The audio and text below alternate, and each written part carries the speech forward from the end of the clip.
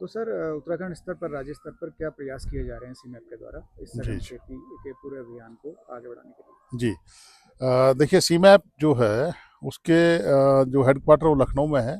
दो हमारे संसाधन केंद्र हैं या हमारे सेंटर्स हैं जो उत्तराखंड राज्य के लिए डेडिकेटेडली काम करते हैं। एक हमारा केंद्र जो बागेश्वर पुरारा में है जहां आप हम ये कार्यक्रम कर रहे हैं।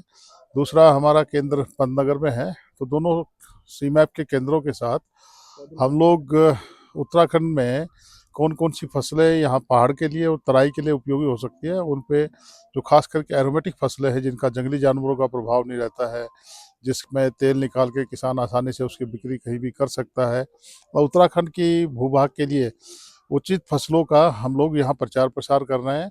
उसमें सबसे पहले हम बात करते हैं, अगर पहाड़ की बात की जाए, खास करके जो ऐसे क्षेत्र हैं जहाँ वर्षा पर आधारित फसलें हैं, वहाँ पे रोजमेरी है और थाइम है, आपका ओरिगेनो है। उन सब फसलों में खास करके रोजमेरी ऐसी फसल है जो कम पानी की आवश्यकता के साथ या रेन फेड कंडीशन में भी उसको अच्छे से किया जा सकता है। और इसके साथ साथ जहाँ पानी की उपलब्धता है, जहाँ किसान थोड़ा एंटरप्रेन्योरिंग है, वहाँ पे गुलाब, जो दमस गुलाब है जिसकी विश्व भर में बड़ी डिमांड रहती है, उसकी खेती को हम बढ़ावा दे रहा है। दूसरा जिरेनियम एक पौधा है, उसकी एक प्रजाति है सिम भारत, जो कि चाइनीज टाइप जिरेनियम बोला जाता है। उसकी बड़ी अच्छी परफॉर्मेंस हमारे सेंटर पे यहाँ देखी गई है। उसको भी हम धीरे धीरे उत्तराखंड में खेती में बढ़ा रहे हैं ताकि उत्तराखंड में जिरेनियम की खेती को भी बढ़ावा दिया जा सके।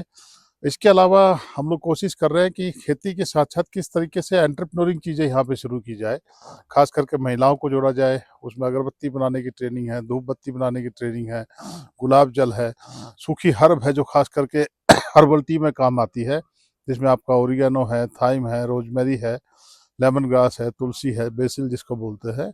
इन सबको भी हम लोग किसानों को और खास करके महिलाओं को प्रशिक्षित कर रहे हैं कि घर के काम के साथ साथ वो थोड़े क्षेत्रों में भी इसकी खेती करके अधिक मुनाफा कमा सकती है। टूरिज्म को कैसे इसमें लिंक किया जाए, कि किस प्रकार से जो इको टूरिज्म है उसमें सीमैप की भागीदारी उत्तराखंड के लिए हो सकती है। किसानों को कैसे प्रेरित किया जाए कि अपने पास वो फसलें रखें, जैसे गुलाब है तो किसान टूरिज्म में गुलाब जल को एक बड़ा हिस्सा दे सकते हैं, जिससे बहुत अच्छी अच्छी क्वालिटी का गुलाब जल उत्तराखंड में पैदा हो सकता है।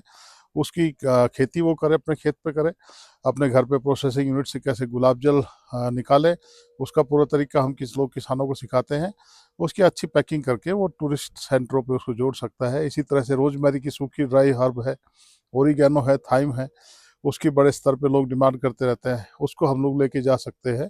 और हमारा पूरे उत्तराखंड में प्रयास है कि अलग अलग जगहों पे अलग अलग क्लस्टर विकसित किए जाए, ताकि उन क्लस्टरों के माध्यम से किसान खेती करें। और जब एक या दो क्लस्टर की लोग सफलता देखेंगे तो उस क्लस्टर की सफलता के बाद पूरे उत्तराखंड में जहाँ जहाँ आवश्यकता होगी राज्य सरकार के साथ मिलकर हम इस कार्य को आगे बढ़ाएंगे। और हमारी प्लानिंग है कि उत्तराखंड में बहुत सारे ऐसे क्षेत्र हैं जहाँ हम अलग अलग औषधीय सघन पौधों की खेती को बढ़ावा देंगे।